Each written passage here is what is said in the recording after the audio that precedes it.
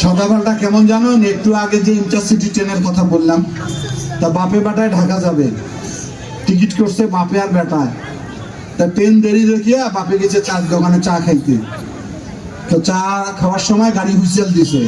বেটা যাক, আব্বা যান না, ট্রেন যে ছাড়ি দেয়, ট্রেনের এত পাওয়ার রে, মোটে টিকিট আছে না।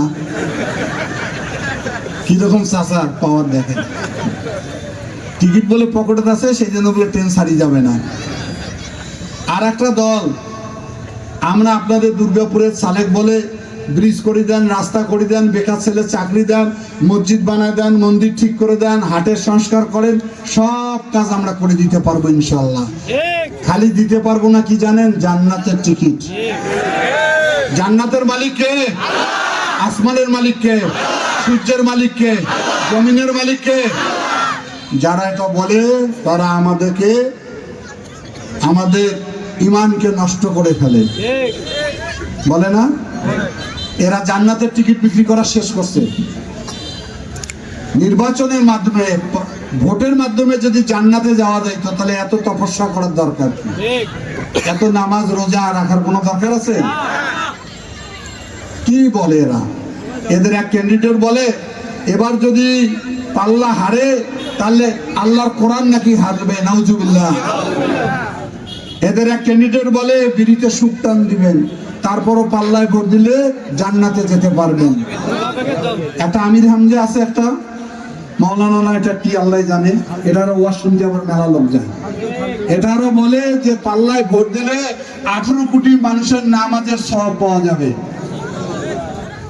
কবরে নাকি 3টা প্রশ্ন করবে। জামাতের এক ক্যান্ডিডেট বলে, দুনিয়াতে কোন মার্কায় ভোট দিয়ে আসছো? এদের মাথা একদম খারাপ। মাথা খারাপ হয় কখন জানেন? ওই যে আমার এক দেশের, আমার এলাকার এক হালুয়া চেনেন নাকি? এখন আছে না নাই হালুয়া? ওই কাদো হালা বইতে গেছিল, উপরে রোদ, নিচে কাদো, ও এত পিপাসা লাগছে, বাড়ি আসছে, 80 টাকা শাশুড়ি আসছে ঘরে, বাড়িতে বউ আর শাশুড়ি গল্প করে। এখন হালুয়াসি বলে বউকে, বোন এক গ্লাস পানি দে তো খাও। তো এখন শাশুড়ি অন্য ঘরে গেছে, বউ পানি নিয়ে আসছে। স্বামীকে বলে, তোমার মানুষটা কেমন? বলে, কে? তোমরা মার সামনে তোমার বোন কন কে? কইস না মা, মাথাটা খারাপ হয়েছে। এদের মাথা খারাপ হয়েছে।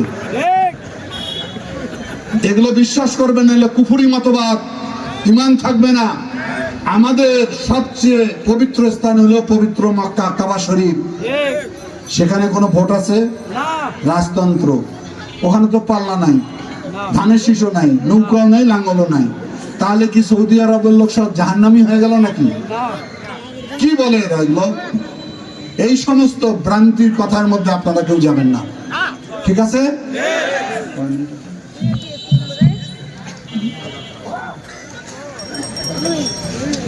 এখন বললাম রকদুদ্দিন বাবুল, আমি তো আপনাদের দোয়ায় একবার এমপি মন্ত্রী হয়েছি না? এবারও মানুষ আশা করতেছে যে ওই রকম একটা পদ পাবো। কি বলেন সবাই?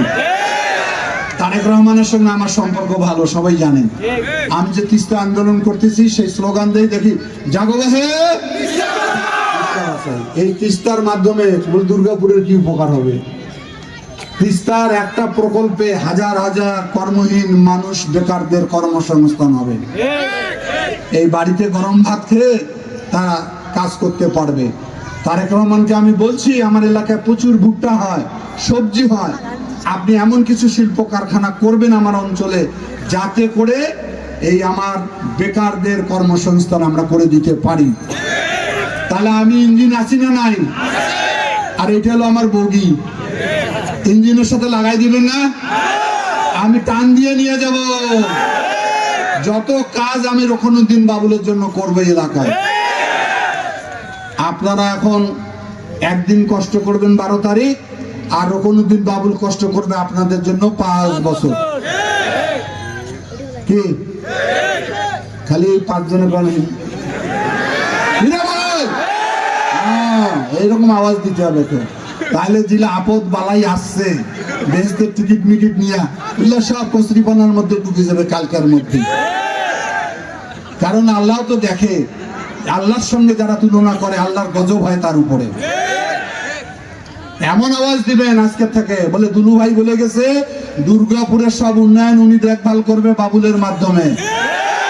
দুর্গাপুরের যে ঐতিহ্য রয়েছে বিএনপি, যেহেতু আমার প্রেসিডেন্ট জিয়াউর রহমানের পা পড়েছিল দুর্গাপুরে, সুতরাং এই দুর্গাপুর যাতে কোনো কারণে নষ্ট না হয়, সবল ষড়যন্ত্রের বেড়াজাল ভেঙে আগামী দিনে পূর্ব দিগন্তে সূর্য উদিত হচ্ছে ধীরে ধীরে। তারেক রহমান বাংলাদেশকে একটি মানবিক, একটি সমৃদ্ধশালী, আলোকিত বাংলাদেশ করার দৃঢ় শপথ নিয়েছে। আমরা ওই দল করি যে দলের চেয়ারম্যান এখন তারেক রহমান, তার বাবা ছিল বাংলাদেশের প্রেসিডেন্ট, সেনাবাহিনীর প্রধান, স্বাধীনতার ঘোষক। আমরা ওই দল করি যার মা ছিল প্রধানমন্ত্রী। পৃথিবীর এরকম আরো কোন সন্তান আছে? পৃথিবীর মধ্যে নাই। সুতরাং বাংলাদেশের মানুষ ভরসা করে তারেক রহমানের উপর, এবং আর একটা বিশ্ব রেকর্ড করবে 12 তারিখ ইনশাআল্লাহ। তারেক রহমানও প্রধানমন্ত্রী হয়ে জানিয়ে দেবে সারা বিশ্বকে, বাবা প্রেসিডেন্ট, মা প্রধানমন্ত্রী, উনি হলেন প্রধানমন্ত্রী। আমরা সবাই মিলে থাকবেন। বিএনপির লোক খুব অলস, খালি হ্যাডাম দেখান। হ্যাডাম চলবে? হ্যাডামালা পালাইছে না, কোনো সময় হ্যাডাম দেখাবেন না। অহংকার যাতে আমাদের মধ্যে তৈরি না হয়, মানুষকে কাছে টেনে নেবেন, বুকে জড়াই নেবেন, এবং এই জড়ানোর মধ্য দিয়ে 2 দিন সময় দিয়ে গেলাম। পরশুদিন আমি খবর নিব গোটা দুর্গাপুর ধানের শীষ বিএনপি রোকনউদ্দিন বাবুল। ঠিক আছে? সবাই দায়িত্ব নিলেন, কাজ করবেন, ঘুমাবেন না। ঠিক আছে? আমি কিন্তু ভিডিও করলাম, আপনারা সবাই জানেন আমি কিন্তু একবার একটা লোক দেখলে মনে রাখতে পারি। সবাই, আমি তারেক রহমানের পক্ষে এখানে বক্তব্য দিতে আসছি।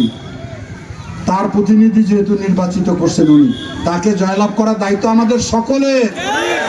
সেই কারণে দুর্গাপুরের আগামী নির্বাচনের অতীত ঐতিহ্যকে উপেক্ষা করে এবার সর্বাধিক ভোটে জয়লাভ করবেন।